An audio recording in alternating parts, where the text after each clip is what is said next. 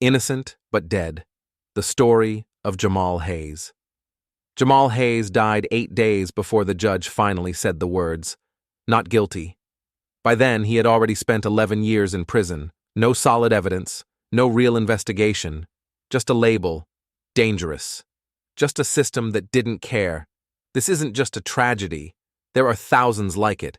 This is a story about how silence and bureaucracy can kill, slowly, legally, and without apology. Chapter 1.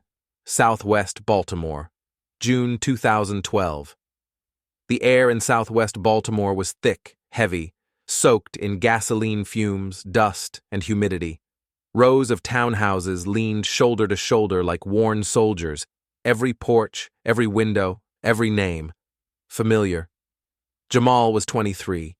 He worked nights as an electrician, wiring outdoor lighting. Exhausting work, but honest. His wife, Liana, was 4 months pregnant. He had hope. They had just started talking about a mortgage. That night, June 17th, he clocked out at 3:40 a.m. and started the walk home. His headphones were in. Liana had texted him, "I'm still awake. Let me know you're safe." At 4:18 a.m., a security camera on their porch recorded him walking through the door. Chapter 2. The shooting. 20 minutes earlier, 5 blocks away, a white man had been shot and killed during an attempted robbery. He owned a small construction business. No cameras, no clear description. Witnesses were limited, a homeless man and an elderly woman from a balcony.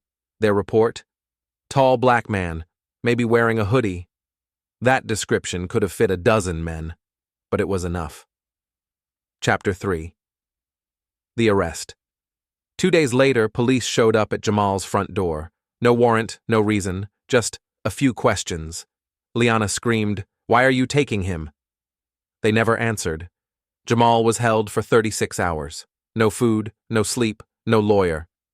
"You match the description," they said. "Confess, and we'll go easy." He said nothing. Then he shouted. Then he went quiet. Chapter 4. The setup. The case was closed quickly. The evidence? A statement from a homeless man named Terry, who had 6 prior convictions. Police offered him leniency for a name.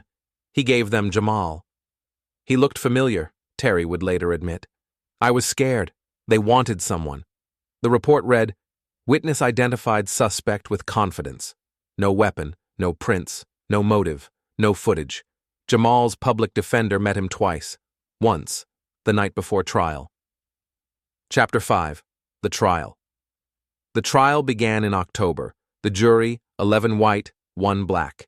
The prosecutor delivered with theatrical anger, "You want your city safe? Start here." Liana provided camera footage, GPS logs, banking activity, all showing Jamal was home. The court dismissed it. Unreliable. 4 days.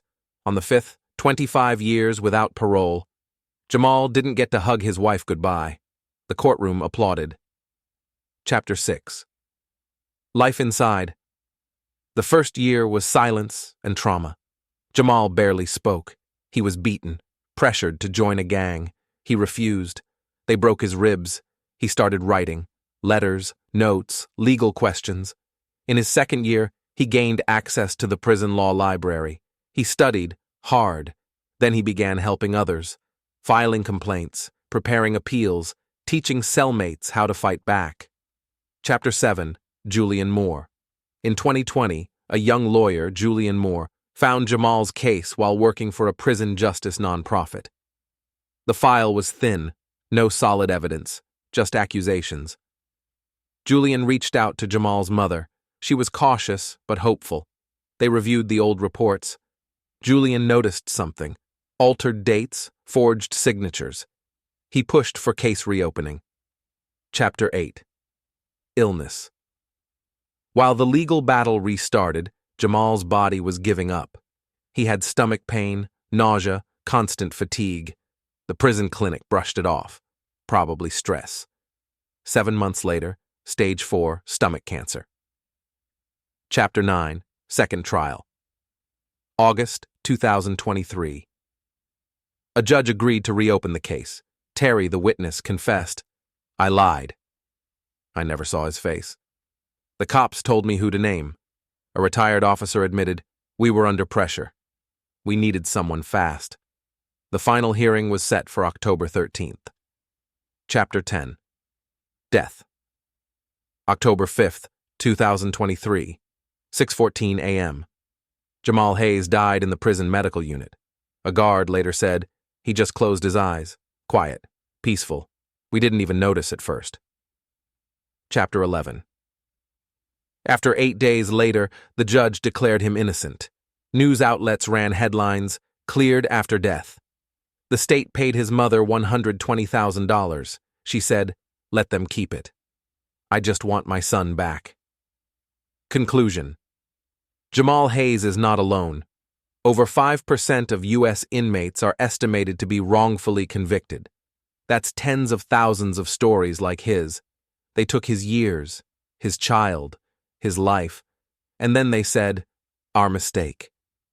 "I would have forgiven them," Jamal once wrote, "but I didn't live long enough to say it." End.